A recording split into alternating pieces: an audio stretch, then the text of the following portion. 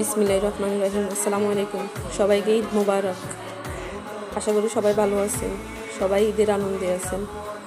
আমরা সবাইও ঈদের আনন্দে আছি খুব। আমাদের বাচ্চারা দেখেন সবাই মেহেদি লাগাইছে। আর সারাদিন ধরে আজকে 2 দিন ধরে মেহেদি লাগাবে। মেহেদিটা একবার হাতে নিতেছে, একবার রাখতেছে। কখন যে ওদের চান্দাতে হবে, কখন চান উঠবে। ওরা তো মহা খুশি, ঈদের আনন্দ ছোটদের জন্য, তাই না? ওরা এত খুশি আমরা নিজেরাই অবাক হয়ে যেতেছি। ওদের খুশি দেখে আমাদের কাছে ভালো লাগতেছে। ছোট থাকতে আসলে ঈদের আনন্দটাই, বড় হলে আর হয় না, বড় হলে দায়িত্ব মিটে যায়। এখন ওরা কিভাবে কি করবে ওইটাই নিয়ে ভাবতেছি। ওদের সবার হাতে মেহেদি লাগাই দিচ্ছি।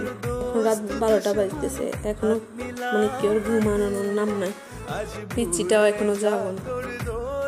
সবাই শুধু হই হুল্লোড় করতেছে, বাজি উঠাইতেছে, ছাদে যাইতেছে, বাইরে যাইতেছে।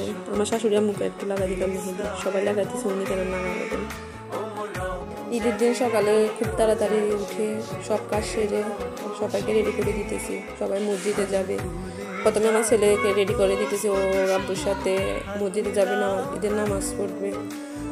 ও তো পাঞ্জাবি দুটো কিনে সমস্যা, একবার এটা পড়বে না, একবার ওইটা পড়বে, এটা নিয়ে আসে।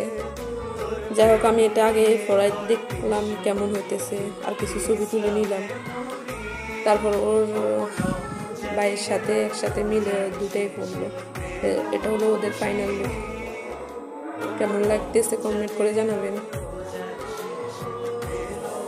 তারপর ওরা মসজিদে চলে গেছে। তারপর একজন করে মেয়েদেরকে রেডি করে দিতেছি। মেয়েদেরকে বেশি সাজতে তেমন জানি ভালো লাগে না, ফাউন্ডেশন এগুলো দিতে, তাই হালকা সাজিয়ে দিতেছি। ওদের হালকা সাজিয়ে ভালো লাগে। আর এখনো তো ছোট, আমি ওদেরকে ফাউন্ডেশন দিই না এখনো। এটা আমার বড় জালের মেয়ে। আমার মেয়ের ফাইনাল। ও সাজার সময় সবাইকে দেখাতে নিষেধ করেছে, বলতেছে আমি পরে দেখাবো, আগে দেখাবো না। তাই ওটা পরে দেখাইলাম, সাজতে দেখাইলাম না। ঈদং করতেছে। ওদের সাজটা কেমন লাগলো সবাই জানাবেন। আজ এ পর্যন্ত। আল্লাহ হাফেজ। সবাইকে ঈদের শুভেচ্ছা। ভালো থাকবেন।